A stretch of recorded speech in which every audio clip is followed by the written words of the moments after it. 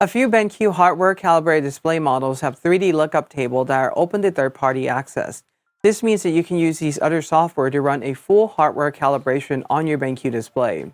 In this video, we're going to talk about which model is capable of third-party access, what are some of the third-party software you can use, the prices for the solution, and we're going to do a full calibration using one of these third-party software. And at the end, I'll give you my thoughts on if it is worth it for you to go out and try to use a third-party software to calibrate your BenQ display, or is it just better to stick with BenQ software solution? I'm Art and ArtIsRight. Before we start, subscribe if you're new and hit on the bell icon so you'll be notified every time I upload cool new videos like this. Let's quickly identify which display has its 3D LUT open to third-party access.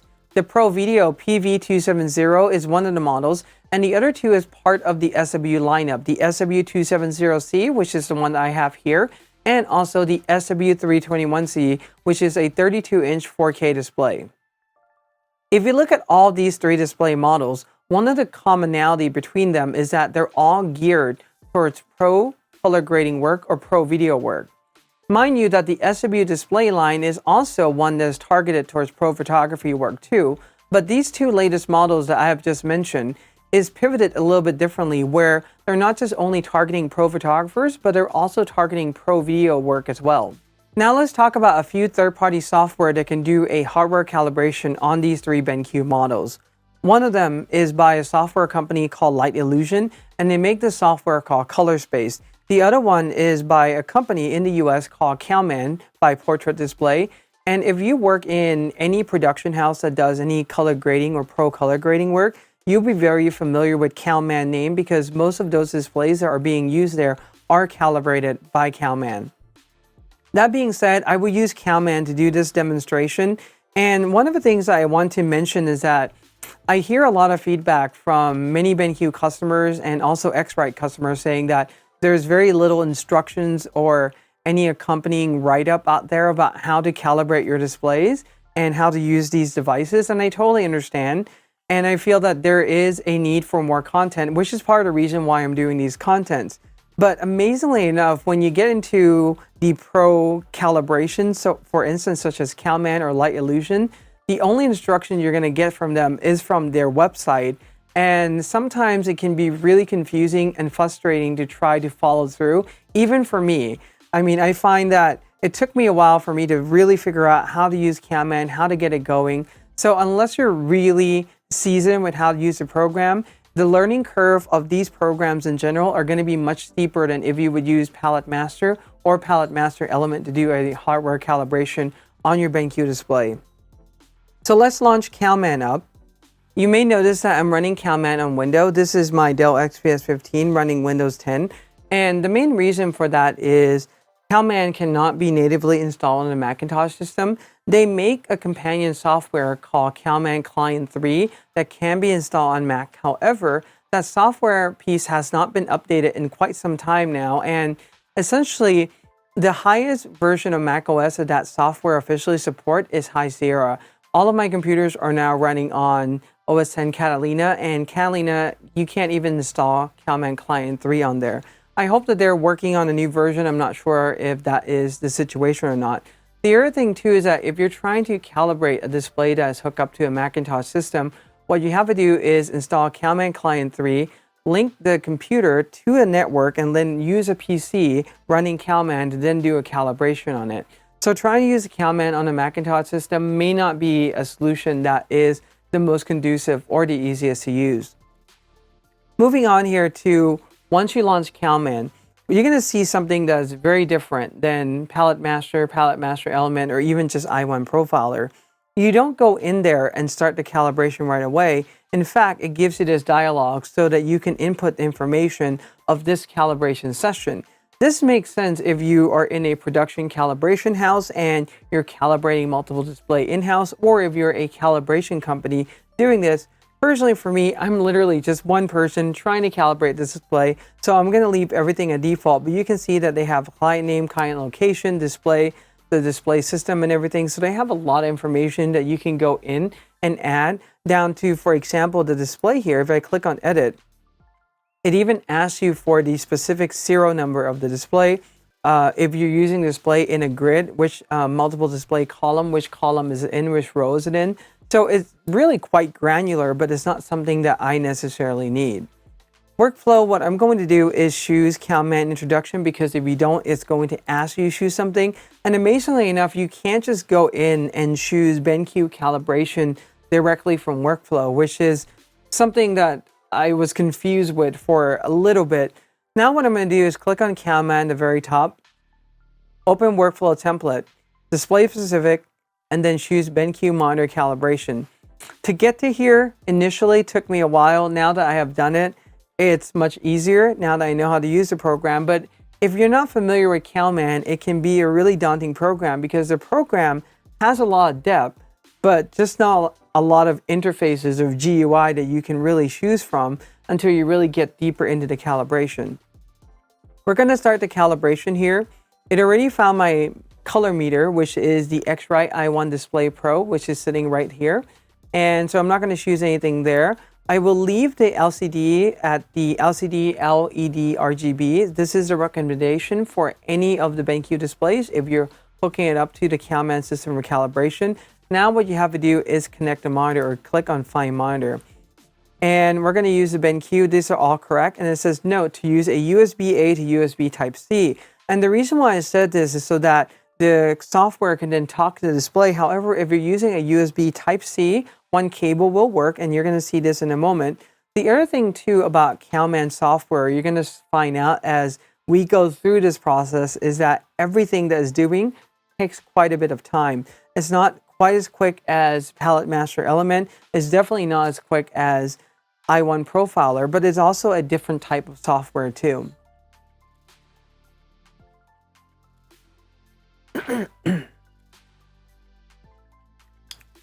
Perfect. Now that I have find a monitor, it doesn't report anything in here. It reports it up here saying that it found a monitor.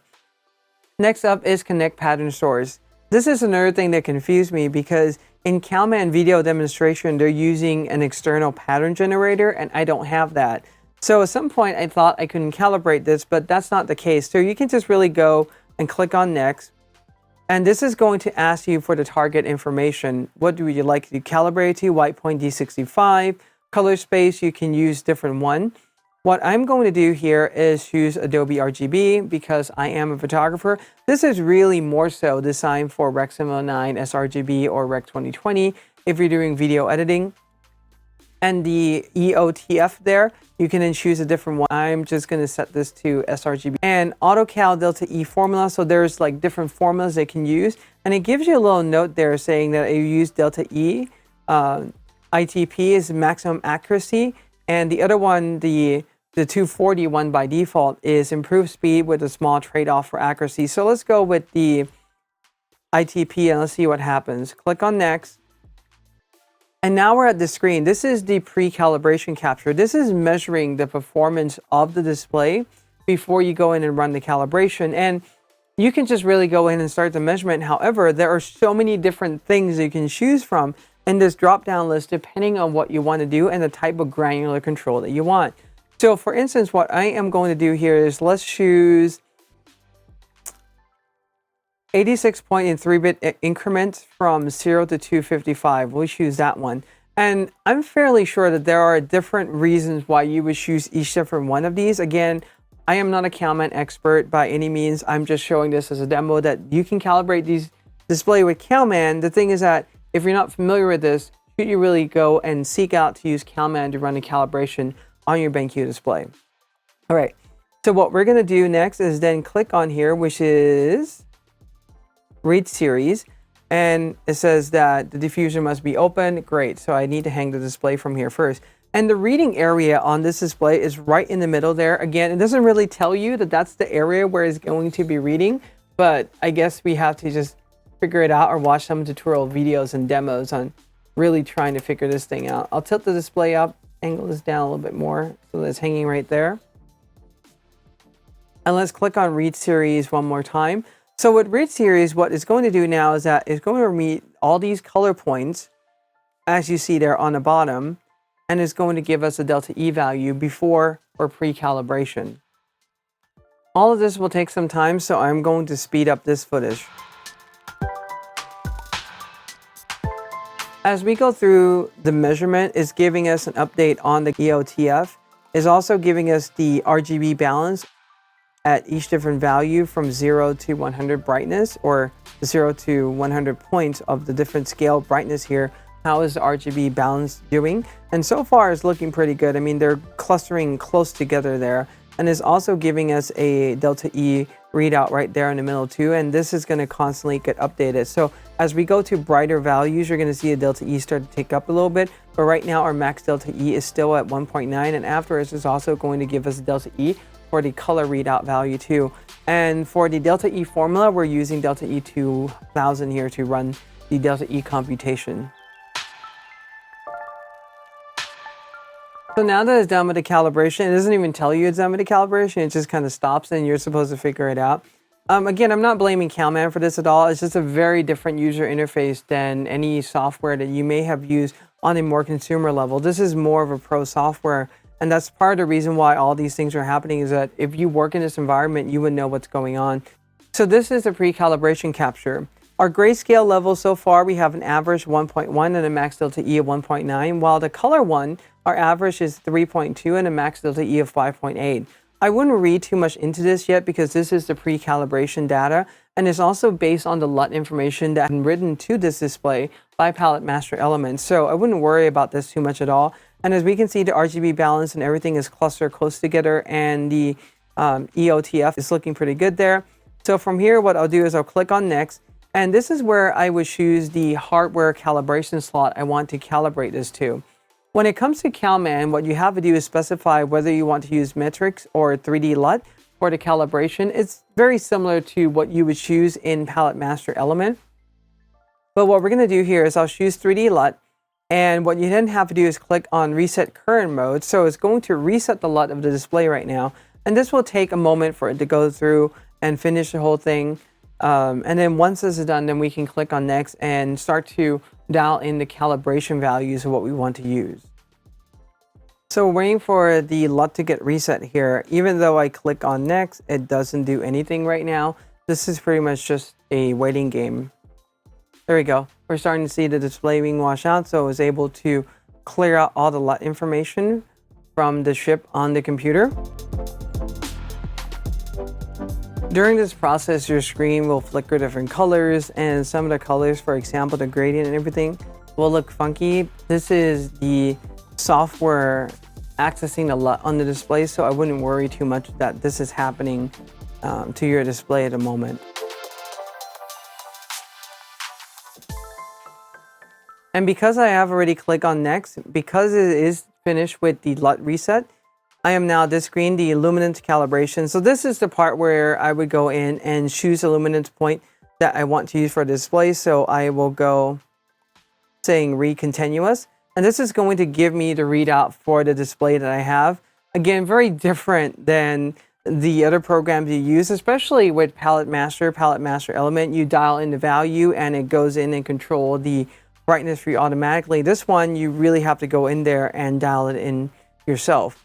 So what we're going to do is bring the brightness level and try to control that. There we go.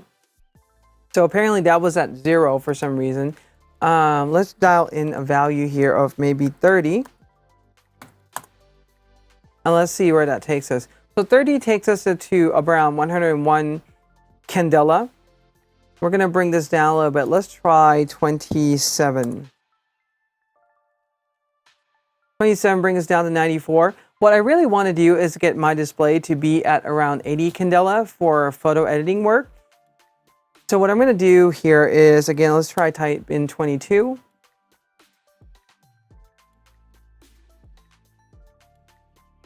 And as you click on each one, you may notice that the arrows or the buttons go away and the brightness go red. That's because it's adjusting. That's also another reason why I'm just typing the value, because it's much faster. I think the other thing too, what they were recommending when you set the value here is to set it lower than you would normally set, because once the calibration is done, the display would go brighter. So in, what I have right now, 77, let's go down one more to 19.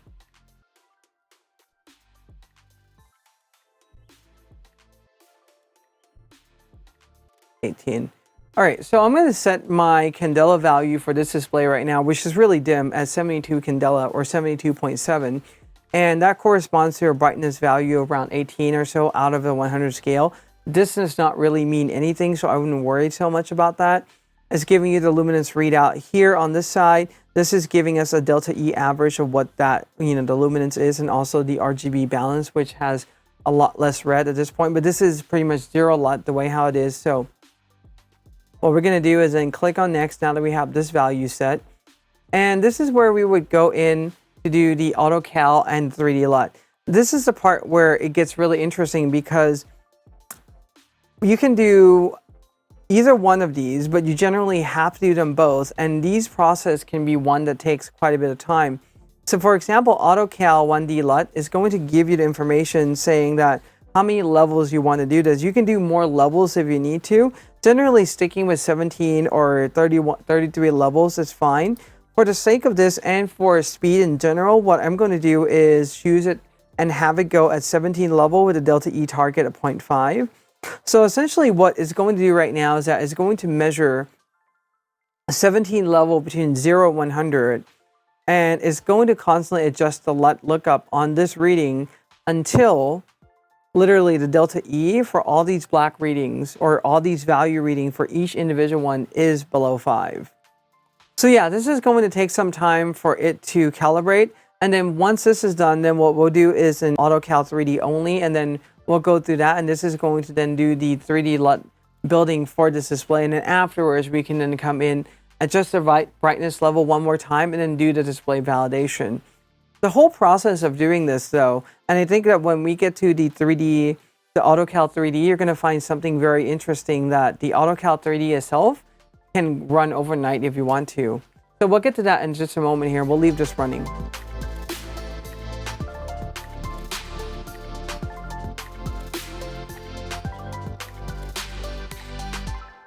Now that it's done with the 1D calibration, which is pretty much all the black tones, essentially for that one, for the 17 point, it took 13 minutes and 8 seconds with the total read of 141.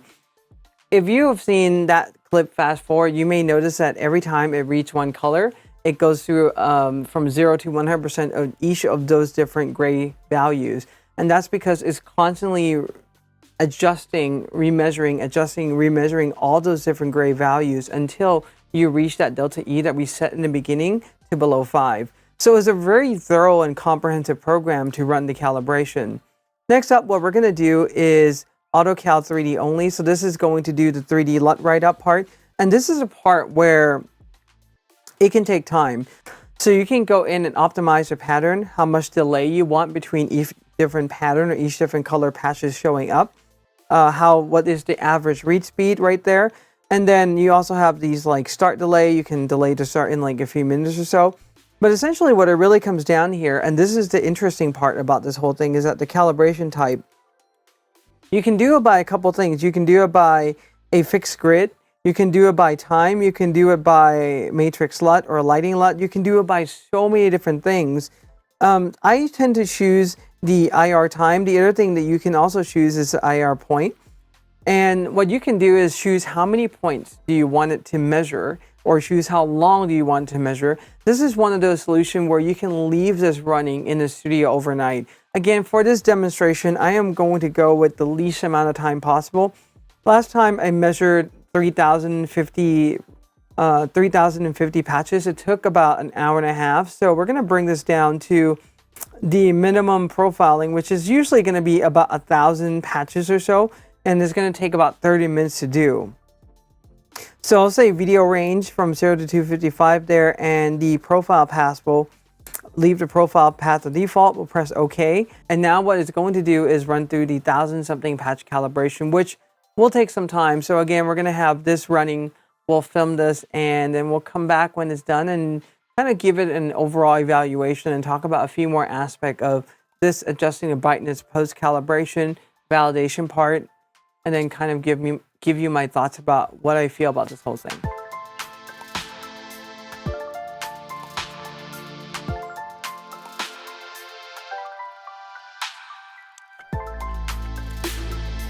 Okay, So that took about 34 minutes, 35 minutes or so, and the total read is 885 patches. We could do probably more read than this, but at this point for the demonstration, I think this gets the point across fairly well. Again, like I said, you can leave this running for hours and leave it running overnight. I haven't pushed it that far, but you know, this so far so good. We'll click on next at the bottom, and this is where we would check our luminance. So we'll go to continuous reading. Okay, so our display is coming out darker, and what I've shared with you earlier in this video about the luminance points, I have it the other way around. What you want to do is set your display brighter, because once it's done calibrating, it will go darker. So let's bring this up to, I don't know, 22 again. Let's see where that lands us. 75, we're getting there. Let's do 25. So 25 lands us at 82 candela. Let's try 24. 24 is around 79.3. I think I'm going to just stick with 24 on this one. We'll click on next. And this is the end part where we do the post-calibration capture. This is the validation at the end. So I'm going to do, we'll pick a different one here. We'll do 65.4-bit full level, and we'll see how that looks. So we'll do a read series, and this is going to give us our delta E at the end now that we're done with the calibration process. Another thing you may have noticed too is that the X-Rite here, the tab in front of it and the source is blinking. So as soon as the source update the color, it will blink here, and then the X-Rite will blink as it's measuring. So that's just some visual feedback you're getting. Alright, so now that it has finished the post-calibration capture, even with almost the minimal setting that we have used, the average delta E on the gray tone is 0.5, with the max being 1.5. This is really amazing. What I think is even better is the color delta E's in general. The black to white and all the colors that you see flashing in there is barely peaking right here, so you can almost not see it. The average is 0.4 with a max of 0.8. So far we're able to achieve a really great calibration out of this display. And I think from this point, we'll just click on next, and this is pretty much, we're done with the calibration process. We can click on additional validation if we want to do any type of validation further. For example, we can validate this with a color checker, and what I'll do is a read series here. Let's see what delta E we're able to achieve. So it's measuring all these colors with different gray tones and so forth.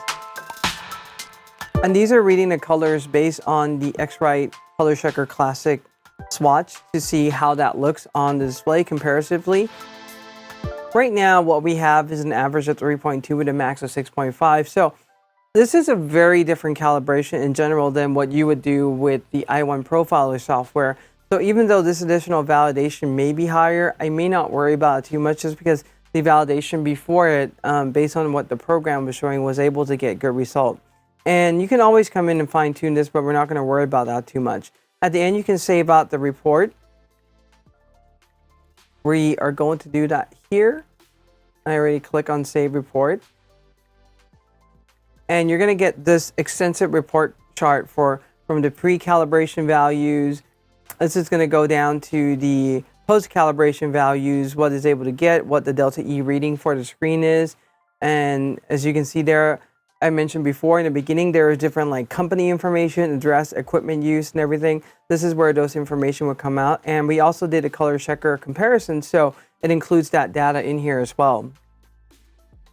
So yeah, that's pretty much the calibration from here. And then right at the very top, you would click on Export PDF. And then you can save this out to your desktop. And we'll wait for a second there. It should have already been exported. So we'll close this. Oh, there you go. So we'll save this. So that's how you would use Calman software to do a hardware calibration on BenQ PV270, this SW270C, and the SW321C. What do I think about Calman in general? I think that it is a fantastic software if you want granular control over your calibration and a very thorough calibration process. Overall, for me though, I feel that Calman at times, the software can be rather difficult to use. I got stuck initially a few times at each different step, trying to figure out what to do. And you really have to go back and read the instructions a few times. And sometimes the instructions, even the written form and the video form, are missing certain information, so you have to somewhat piece them together. I mean, they try to do a really good job at it, but I think this is a much more complex program than it is lending out to be just based on the GUI, the graphic user interface that you see here. The other thing too is that it's not Mac compatible. As of now, it's not Catalina compatible, and my primary workflow is on the Macintosh system, so this would automatically rule this out right away. The other thing too that we need to consider is the barrier for entry, and that is the price point. Both of these software, Calman and ColorSpace by Light Illusion, are extremely expensive to buy into. And for someone like me who is a photographer who does YouTube videos, and I do short videos for my clients every now and then, honestly, my recommendation, for me at least, is to stick with Palette Master or Palette Master Element, because the software is much easier to use. As much as we say, there's not enough documentation on them, it is much easier to use than Calman. And the other thing too is that it works for both Mac and PC, so you don't have to worry about that. Now, if you're working in a professional post-production house, a color grading studio, or in a VFX studio, then you probably already know what Calman is, and you're probably already using those to calibrate these displays if you have them in that kind of production environment. So unless you really get into the top tier environment where you're paying big bucks to do color grading and so forth, I would probably just stick with Palette Master Element or Palette Master if you use a PV display for the time being. Anyway, I hope that you find this overall guide and just my thoughts on how to calibrate with a third-party software helpful. If you have any questions about this, leave them in the comment section below. Give this video a like, subscribe if you're new, hit on the bell to be notified when I upload new videos like this, and until next time, ArtIsRight.